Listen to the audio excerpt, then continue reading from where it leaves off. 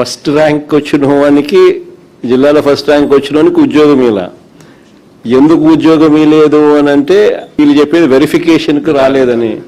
వెరిఫికేషన్కి రానోడు కోర్టుకు పోయి నాకు ఉద్యోగం ఎందుకు ఇవ్వడం లేదు అని చెప్పి కోర్టుకు పోయే కార్యక్రమం చేసినాడు అని అంటే ఫస్ట్ పేపర్లు లీక్ కాడ నుంచి జరుగుతూ ఉందా.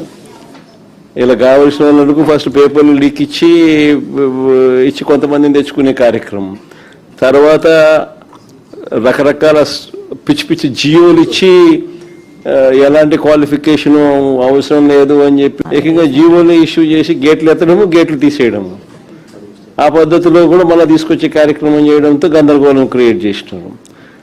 సో ఇక్కడేమో 1:1 అని చెప్పి పిలిచి సర్టిఫికెట్స్ వెరిఫికేషన్ మాత్రమే ఫార్మాలిటీ అనేది పెండింగ్లో ఉండగా సర్టిఫికెట్లన్నీ పర్ఫెక్ట్గా ఆథెంటిక్గా ఉన్నాయని తెలిసినా కూడా మళ్ళా ఉద్యోగం ఇవ్వకోకుండా ఎగరగొట్టే కార్యక్రమాలు చేసినారు.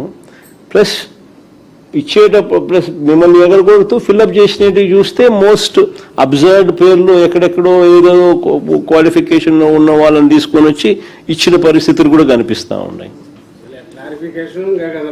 వాళ్ళ క్లారిఫికేషన్ అడిగితే అసలు లెక్కలేనితనంతో క్లారిఫికేషన్ ఇస్తారు. మీరు అడిగేది ఒక క్వశ్చన్ అడుగుతారు, వాడు క్లారిఫికేషన్ ఇచ్చేది మీరు అడిగిన భాష అర్థం కానట్టుగా ఏదో ఒక వేరే ఆన్సర్ చూస్తే వేరే మాదిరిగా ఇంకొక క్వశ్చన్కి సంబంధించిన ఆన్సర్ ఇస్తూ ఉన్నారు. అంటే లెక్కలేనితనంతో ఆన్సర్ ఇస్తూ ఉన్నారు.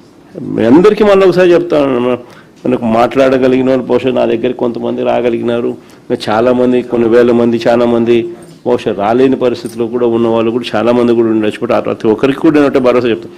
ఇక్కడ ఒక కోఆర్డినేషన్ కింద ఇక్కడ ఇద్దరు ఎమ్మెల్సీలు, వీళ్ళిద్దరు టీచర్స్ ఎమ్మెల్సీలే, చంద్ర అండ్ కల్పనమ్మ. వీళ్ళకి తోడు మన స్టూడెంట్ వింగ్ నుంచి ప్లస్ మన లీగల్ సైడ్ నుంచి కూడా మన పార్టీ లీగల్ సైడ్ నుంచి కూడా లాయర్లు అందరినీ కూడా ఎంపానల్ చేసి ఒక కమిటీని ఫామ్ చేసి ఇక్కడ పెడతాం.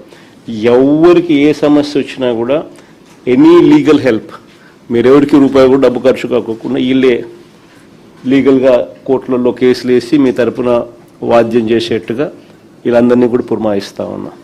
సో వీళ్ళందరూ కూడా దానికి అన్ని రకాలుగా కూడా చేస్తారు, చేసి కోర్టులో కొట్లాడే కార్యక్రమం చేస్తాము.